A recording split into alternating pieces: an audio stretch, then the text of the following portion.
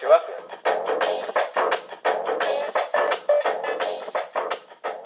உங்களுடைய வெற்றியில வந்து பல பேருக்கு பங்கு உண்டு.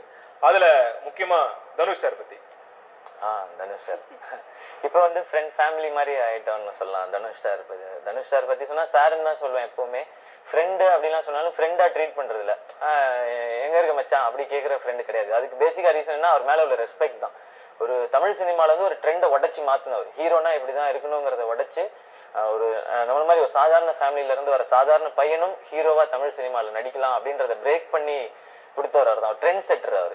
அந்த ரெஸ்பெக்ட் எப்பவுமே உண்டு. அவரெல்லாம் வரலன்னா நான் வர்றதெல்லாம் பெரிய கஷ்டமா இருந்திருக்கும்னு நினைக்கிறேன். இப்ப இருக்க காலகட்டத்துல ரெகுலர் ஃபேஸஸ்லாம் வரலாம், யதார்த்தமான முகங்கள் அப்படின்னு. அண்ட் அதுக்கப்புறம் அவர் கொடுத்த ஹோல்டு, அவர் வந்து ப்ராஜெக்ட்ல அட்வைஸ் எல்லாம் பண்ணவே மாட்டாரு. இப்படி ப்ராஜெக்ட் பண்ணுங்க இப்படி பண்ணுங்கலாம் எதுவுமே சொல்ல மாட்டாரு.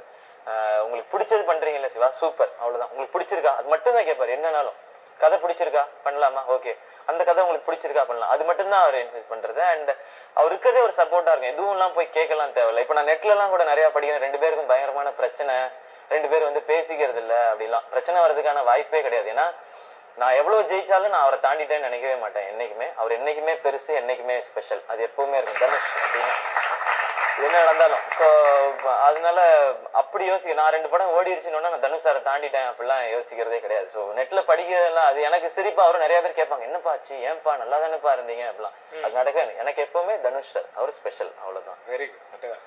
அடுத்தபடியாக